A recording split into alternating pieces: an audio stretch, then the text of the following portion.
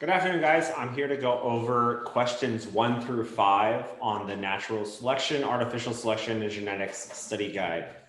So this was a study guide I assigned this week, and I just want to help you out on how to do questions 1 through 5 here.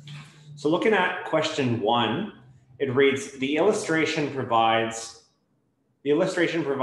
shows 3 rock layers. 1, 2, 3 rock layers and an intrusion of basalt. So that basalt must be some sort of igneous intrusion, some sort of lava event that kind of pushed through the bottom. When molten rock pushes its way into rock layers that are already formed, it creates an intrusion. So looking at question 1, it says, using the image above, according to the rock strata, the basaltic intrusion must have occurred when? So what this question is asking you to do is put them in order of events. So let's do that here. We're going to figure out what the order of events would be for the rock layer. So we learned relative dating, and we learned that the first event has to be the bottom layer, right? This is superposition. The oldest layer must be the bottom, and then any subsequent layer kind of stacked up on top of that. So on our line right here was to say that the granite, this one, number 3 on my drawing, but I'm going to write the granite was the first. So granite formed first.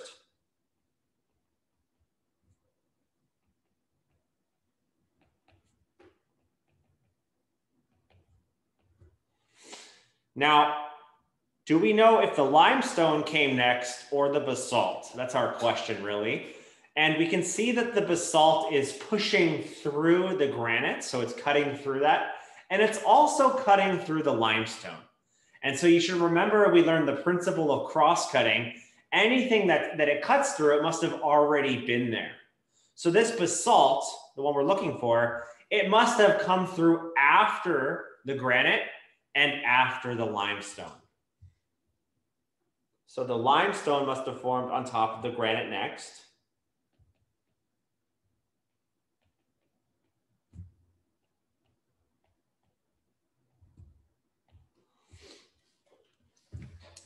And then do we know if the basalt came before or after the sandstone? When you look at the picture, you can see that that black area, the basalt, is not pushing through the limestone. It does not go all the way through. So this would tell us that the sandstone must have been the last event. The sandstone happened after the basalt and after the limestone. So we kind of have our order here. The granite is forming first. This is number 1. The limestone is number 2. The basalt must be number 3. And then finally, the sandstone was last. So the basalt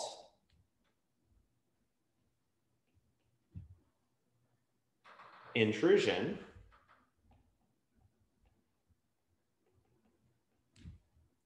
occurred third.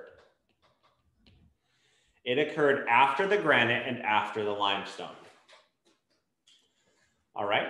Now let's look at question number 2. Question number 2 is similar because we're talking about rock layers, and it says the fossilized remains of organisms with skeletons are not found in the lower layers of rock discovered. How is the lack of fossilized skeletons in the lower rock layers best explained? So I think what this question is missing when I reread it now is what it's not telling you is that we're finding skeletons in the upper layers. We're not finding them in the bottom layers. So why would that be is the question. Why, let me zoom in right here and draw a picture. Why, if these were 2 rock layers, are we finding no skeletons here? And then up here, we do start to find a skeleton. So I'm just going to draw just some ribs there and like a body. So why would we be finding skeletons up there? Well, I want you to remember what you did up top. The bottom layers are older than the upper layers. So we know that these layers down here are older. And because those layers are older, we can assume, or we can start to maybe infer what might have happened to those organisms. If we're not finding any organisms with skeletons at all down deep, and we know about how change happens over time, we might be able to assume the reason why there's no skeletons there is because there are no organisms with skeletons. Skeletons have not evolved. Vertebrae have not evolved. The whole skeleton system hasn't evolved. But then over time, organisms develop skeletons, and that's why we find them in the newer layers up here. So what I'm going to put here, or the answer I was kind of looking for, is that it's best explained that skeletons, or organisms with skeletons, I should say, organisms with skeletons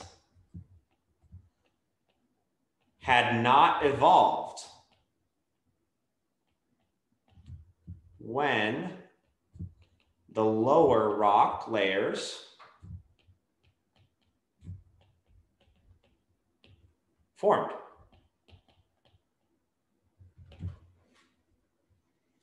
That's what I was kind of looking for in that one.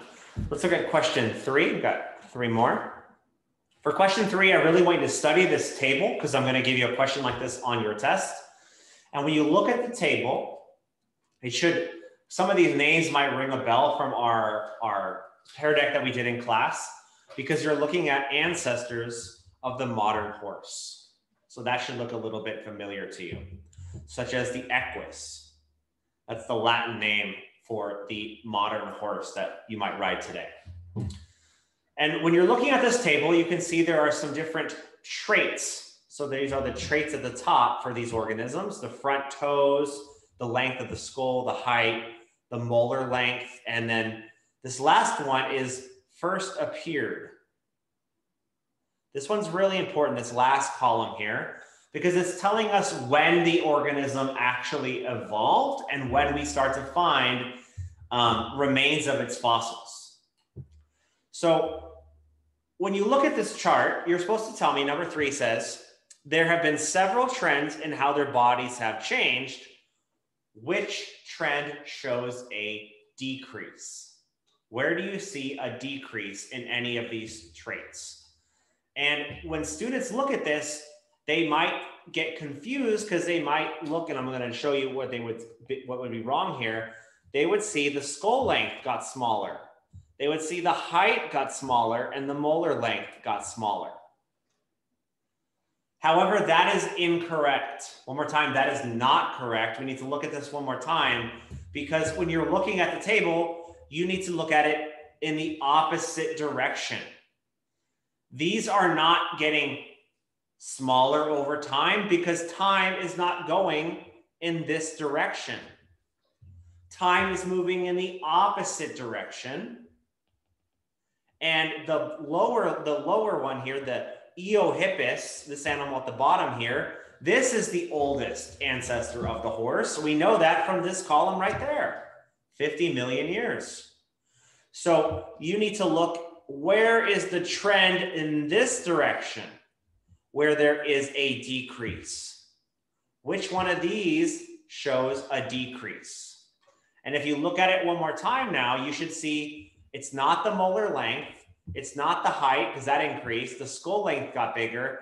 It is the front foot toes. This one shows a decrease. It went from 4 to 3.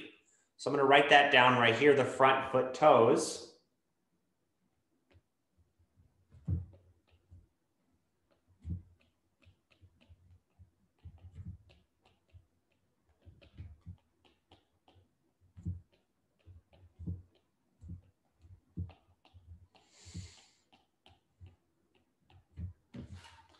And they're decreasing from 4 toes to 1.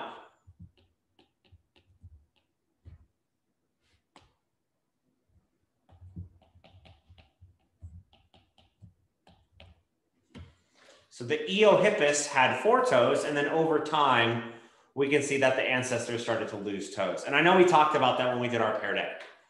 Okay, let's do 2 more for this video. So question 4, this one, we didn't look at a figure like this, but I expect my students to be able to kind of read and look at these figures and just try to figure them out. So, and I was grading, and I did see some students did figure this out. What we're looking at here is the diversity or the number of species. So the number of species for 4 different groups of animals. So the mollusk would be like the snail. And what you're seeing is the different number of species of snails. They're not just one snail on planet Earth. There are hundreds of thousands of types of snails, different species of snails. What we're looking to see, which group experienced a decrease of diversity? Which one of these groups lost species? Diversity is like how broad they are and how different they are, how many different numbers of species there are. So if we're decreasing diversity, we're losing that. And we're looking between a certain set of years here. So we're going to look between 413 and 265 million years. So my students need to be able to look at this figure and find that on the figure. So we're going to look right here on our figure. Now, when you're looking at the figure here, remember, we're not looking for anything. We're looking for specifically a decrease. Now, how do you know there's a decrease? We didn't look at anything like this. So my students should be able to look at this diagram and notice what might be showing a decrease. This gray area, the amount of gray area, is the number of species. More gray area equals more diversity. So the bigger that little gray area curve shape there is, the more species there are for that group. So let's look again between 265. You can see where the decreases are. The mollusks increased. This got bigger. This is bigger. The anthropods decreased. The ectenoderms decreased, and so did the chordates. These also decreased. These got smaller. The little gray area got smaller. And so that's what I would write down right here. The arthropods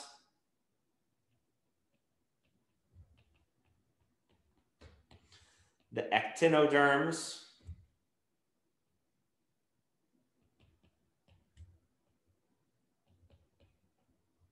and the chordates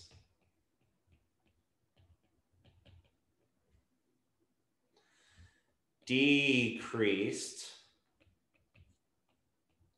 diversity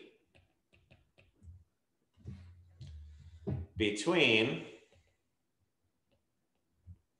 413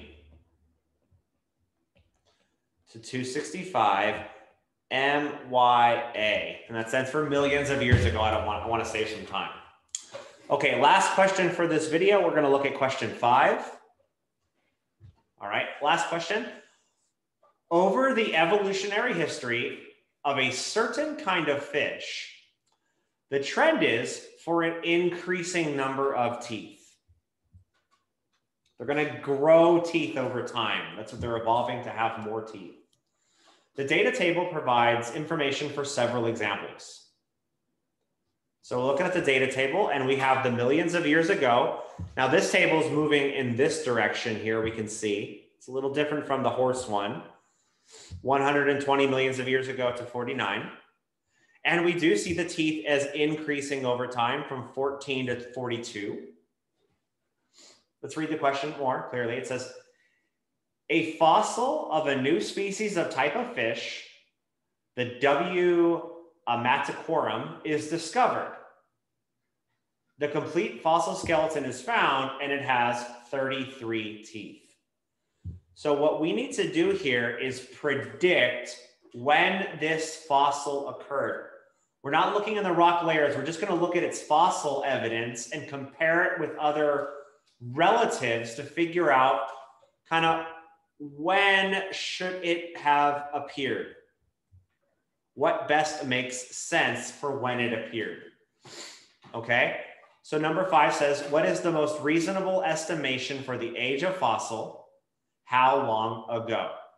So when you look at this question, you should find where would 33 teeth have evolved?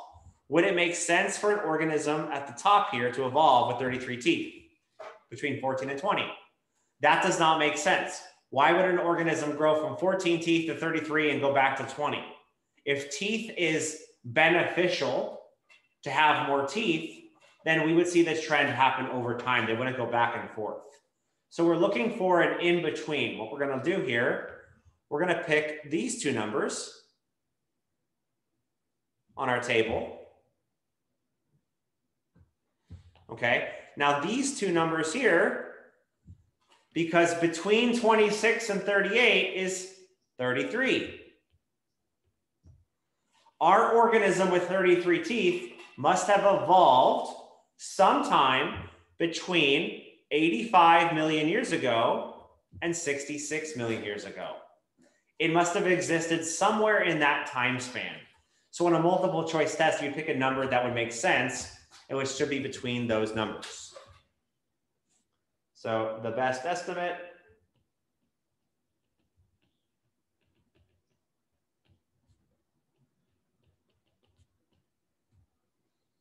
between